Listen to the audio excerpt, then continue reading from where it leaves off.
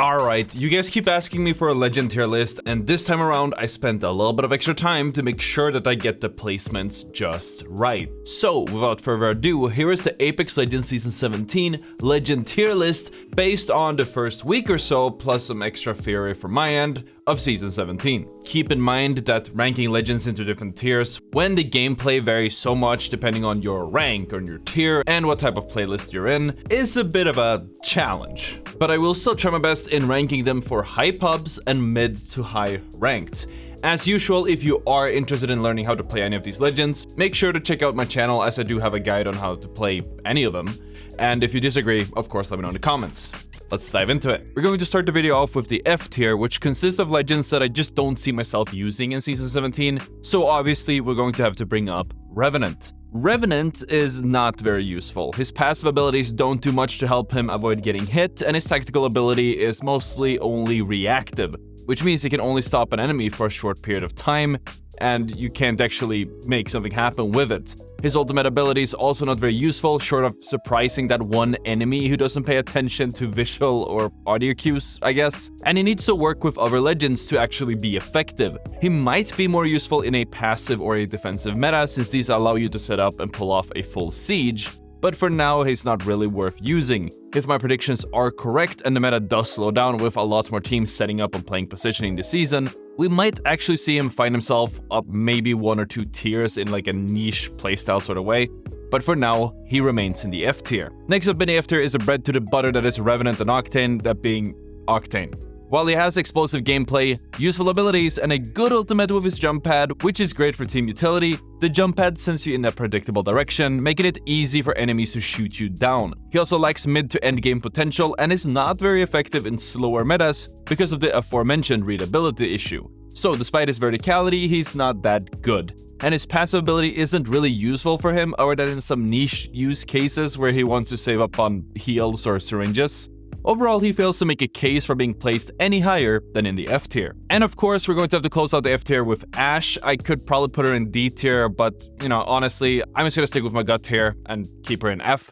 Because while she is not very useful on maps on World's Edge, she can be good for rotations on Olympus or in King's Canyon. Her passive ability is useful for finding enemies and setting up ambushes, and her tactical ability can be used for poking and snaring enemies.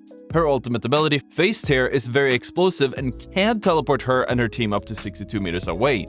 However, it is not as good as Wraith's Portal, as this only goes one way and disappears really fast. I'm aware of the changes to Ashe with the season, but honestly they're kind of minuscule. I mean, yeah, holding Ashe's tactical now slows you to weapon sprint speed instead of weapon walk speed, her steps are no longer loud with her heirloom equipped, and the ultimate will now stay up for the entire duration even if Ashe dies, but these are like quality of life changes at best, and they're not really anything I would consider useful enough to pull her out of the lowest tier. So let's move on with the D tier. These are the legends that kinda work but mostly just have niche uses without that much versatility, and as such probably shouldn't see that much play. So let's start that off with Vantage. Her passive gives information on enemies when aiming at them, and her tactical is good for occasional taking an off angle or the occasional high ground. Her ultimate is a sniper rifle that deals a lot of damage when you hit consecutive shots and can zone enemies out of certain areas. However, her hitbox is very big and her animations make her very clunky to play. She doesn't really provide much utility to the team as well, except for maybe her passive and a small damage buff from hitting a bullet with her sniper. As far as a recon legend goes, she can scan survey beacons to locate where enemies are, but her kit is better suited for holding a position rather than chasing kills. Next up we have Horizon. Horizon's abilities are her passive, which gives her mid-air acceleration and removes fall stun, her tactical, which is a gravity lift for her and her team, and her ultimate, which is a black hole that sucks in enemies and highlights them. She's probably one of the go-to picks for the fragger in an aggressive edge style composition, but she received 0 changes with this season, and I have a hard time seeing her place in it if we're heading into a slower positioning and bunker style meta. She could see some use as a counter meta edge fighting pick, like a mentioned previously, but there are honestly better legends to punish camping teams than her this specific season. So let's talk about Bloodhound. Their passive spawns a white raven that flies towards the nearest enemy when interacted with, which also refunds some of the tactical and the ultimate charge, and this ability is honestly kind of redundant with the recon scan beacons, but it does aid in fighting enemies scattered across the map. Their tactical gives a full body scan in a 120-degree cone for 1 second, with the scans then turning into diamonds that are visible through walls for the rest of its short duration. And the ultimate amplifies Bloodhound's movement speed and makes enemies into red targets that are visible through obstructions such as smokes. All in all, Bloodhound can be a good fighter legend, and having a scan and easier access to finding enemies can be useful in some cases, but in my humble opinion, when it comes to this style of legend, Bloodhound's kit did end up getting the short end of the stick, and they will have to remain in the D tier. Closing out the D tier, we're going to have to mention Gibraltar. While Gibraltar used to be a must pick for a lot of seasons, a few seasons ago, due to his very strong kit, he sort of fell out of relevance and other legends began countering the bubble ability. And despite recent buffs and changes, there are other tanky support legends who are currently more versatile and better at the same job than Gibraltar is. The buff to the support legend class obviously also affects the good old Gibby, but if I have to compare him to the other support legends, he is probably the weakest one out of them at the very moment. There is a smidge of a chance that Gibraltar does become relevant as a counter to the slow bunker meta, as his bubble does help with creating openings to cut off angles and Watson fences and whatnot to push bunkered teams, but it is very dependent on what path the community will take, so we're gonna keep him shelved on the D tier for now. Which allows us to move on to the C tier. This one contains legends with niche uses, but a little bit more viability. But unless combined with legends in the higher tiers for some cool combinations, I would choose other legends instead. So obviously allowing everyone on a team that has a support legend on it to craft banners back in the crafter, even if the support is dead, makes for some pretty huge implications for some legends and player rosters.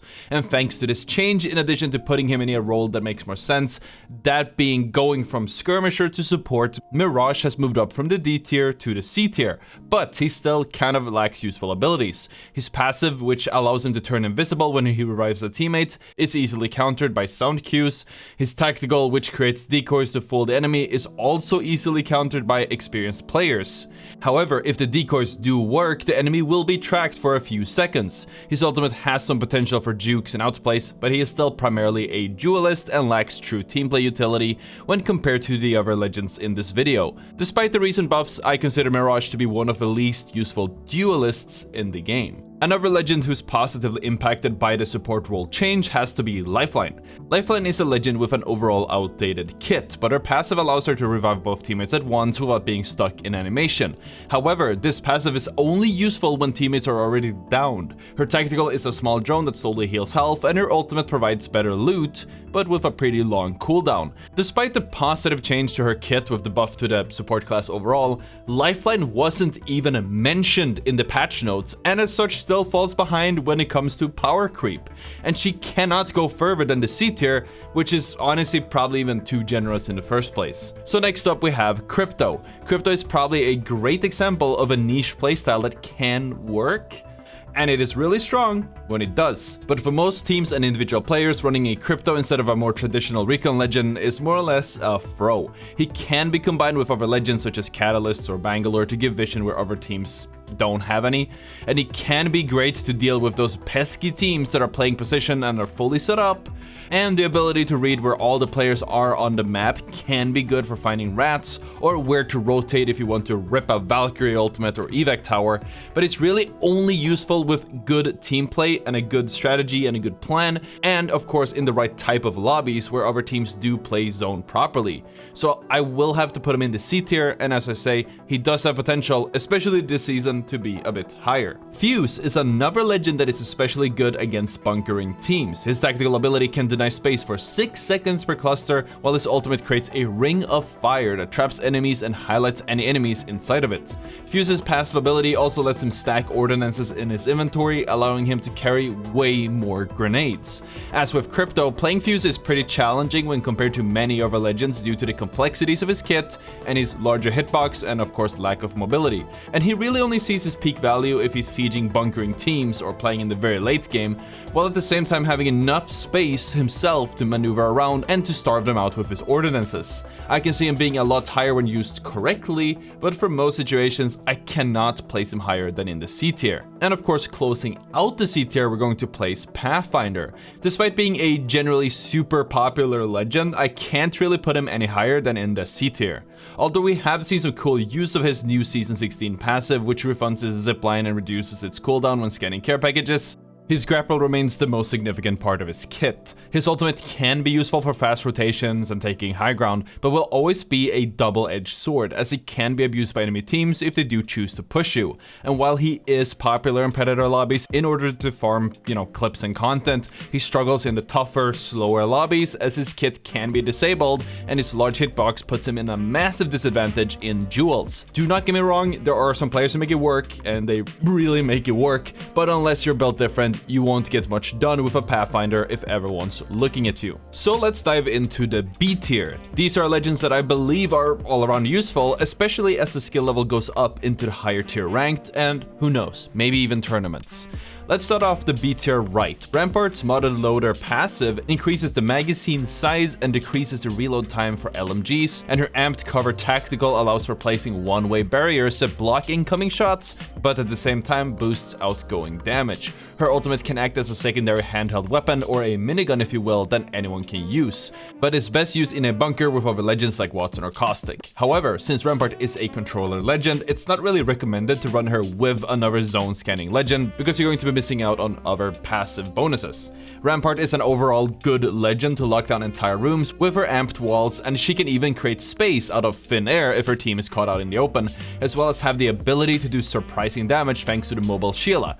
But despite being a strong position legend, I do think she is one of the weaker legends in the controller class, and as such, she will sit in the B tier. Next up, we have Loba. Loba can see good loot through walls with her passive and teleport to hard to reach places or escape trouble with her tactical, but her ultimate, the Black Market Boutique, is the real shining star. It lets her teleport nearby loot to her or her teammates' inventory, making her a key player in a position-based sustained composition and a great counter to the bunker meta, as you can steal loot despite not having space, and bleed out any teams that are around you thanks to the sustain of the Black Market. Thanks to the support class buff, I kinda want to put her in the A tier, but I do think she's more of an upper B tier pick at best due to her lack of actual value outside of supplying the team. And of course we have Bangalore, who is a strong duelist with a passive that gives her movement speed when she takes fire. Her tactical, the Smoke Canister, allows her to create smoke walls to rotate forward or block off entrenched teams, creating space for her own team. Her ultimate barrage can hold off an entire team for 20 seconds or be used to push towards a desired position. She's good at manipulating space and playing around large open maps, which makes a lot of sense with the map rotation being World's Edge, King's Canyon, and of course Olympus. And speaking of, another legend that manipulates space, and funnily enough is Bangalore's brother in the lore, has to be Newcastle. Newcastle is a versatile legend who plays a similar role to Gibraltar, with creating space and having the ability to reset a fight that's gone bad. He excels in supporting when fighting around the edge and in chaotic situations, where he can revive teammates while still moving thanks to his passive. His tactical is a 400 health shield that he can move around, and his ultimate has two parts: a leap for quick positioning or jumping to his team's defense, and a castle wall to create a defensive fortification if he or his team is stuck in the open with nowhere to go, which will be especially useful on open maps such as King's Canyon or Olympus, not to discredit certain zones on World's Edge.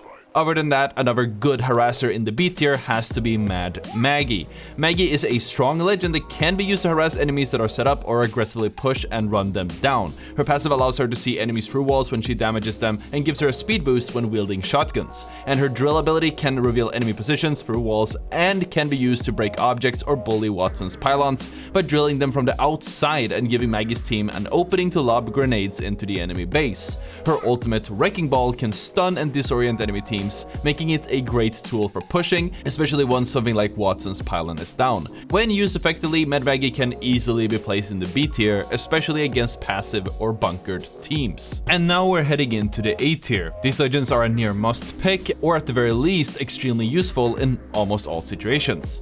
Starting off the A tier, I'll have to give a quick mention to Catalyst. Catalyst, a very versatile controller legend, can actually be viable in both types of metas. She's almost like a jack of all trades, being able to either set up and play positioning inside of buildings, or controlling space and cutting out a slice of the final zones thanks to her ultimate. However, she is not a master of either of these roles and do provide more utility for holding positions and, I guess, taking fights. Catalyst has potential in fights, but it requires immense game sense to know how to use her properly. She's a worthy mention, as I do love the idea of versatility, but I'd probably pick one of the other A tier controller legends if I'm going for a positioning based playstyle. So of course, next up is a legend that will enable you to play positioning positioning properly, or at the very least get out of a bad spot if you're being held out by the zone, that being Valkyrie. Valkyrie is a great legend for rotating and overall just having mid-fight mobility. Her passive lets you find enemies while skydiving and at the same time allow you to fly around using her jetpack thrusters, and her tactical missiles can harass teams. Her ultimate, the Skyward Dive, is incredibly valuable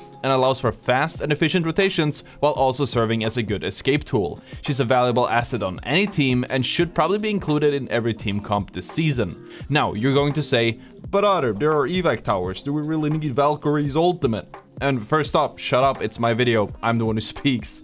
Secondly, while yes, they do exist, I'd consider using evac towers supplementary to Valkyrie's ultimate, because they're temporary, they're easy to destroy if you pop them in front of enemies, and most importantly, they do not go as high or as far as a balloon or Valkyrie's ultimate would.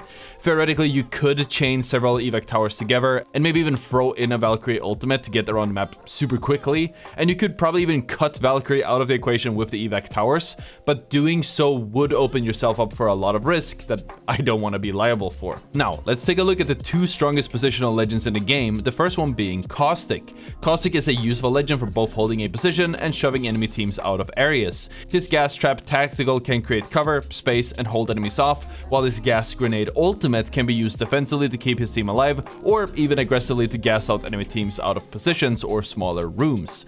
Caustic benefits the most from being used indoors to control sightlines and to reduce the risk of his traps being shot at.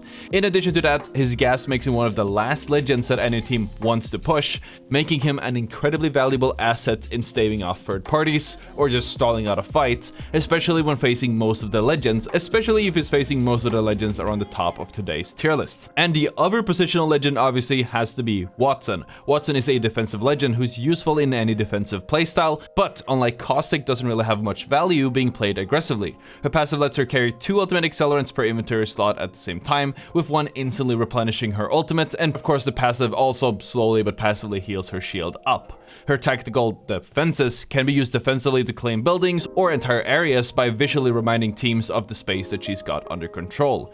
Her ultimate, the defensive pylon, eats all incoming ordinances, provides cover, replenishes fences faster, and heals her and her teammates' shields. Having a Wattson will allow you to claim space and keep you and your teammates sustained with shields, and the pylon will keep you alive and sustained in the case of pushes and a lot of throwables. Again, her role is more acting as a deterrent and proactively setting up in positions, where Caustic will completely shut down the chance of even trying to push a building, and even has the ability to aggressively try to claim space through his grenade as well. After that is a legend that sort of goes hand in hand with Bunker Legends, as she allows you to make huge plays in the mid to late game or even final circles, and of course I'm talking about Wraith. Wraith used to be weak in competitive play due to power creep, but has always been decent in public matches for movement gamers. Her passive is useless, but her tactical ability Enter the Void is amazing and allows her to play really far forward in ways that no other legend can. With her buffed portal ability, she can rotate up to 150 meters either as a solo or even bringing her team with. Hell, she can even kidnap enemy players that are just sitting around and waiting to be yoinked, making her a great flanker and even an entry fragger in the mid to late game.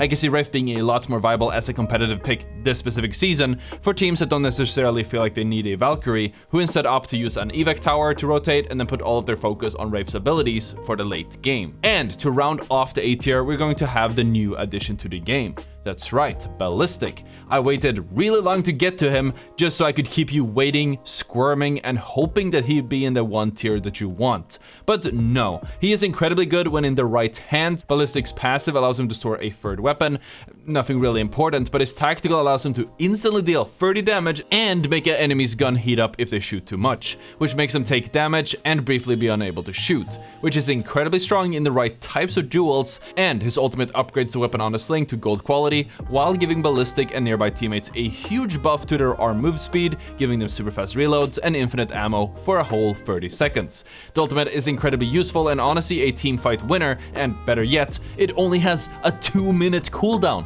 Ballistic is probably the best type of supportive fighter legend and enables his team in just the right way. He can both work on the edge or if you're playing position and have a really good high ground, as you can use your ultimate to enable your team to do a lot of damage and clean up all of the kills once teams start to rotate rotate in around the same time.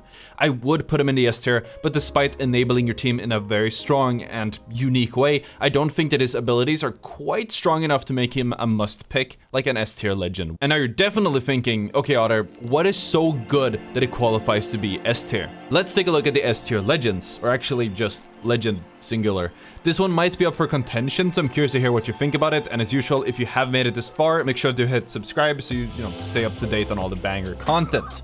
So without further ado, let's present the one S tier legend, the one must pick for this whole season, that is a must to have in a position based meta, but also a must have in chaotic situations around the edge. And that will be Seer. Seer's passive ability allows him to occasionally scan for nearby enemies' positions whenever they leave a heartbeat, so once every 1.75 seconds, which helps you spot teams or rats that may be hiding through walls. His tactical does a multitude of things, such as cancelling heals, revives, channeling actions, and silencing abilities for a short period of time after the scan.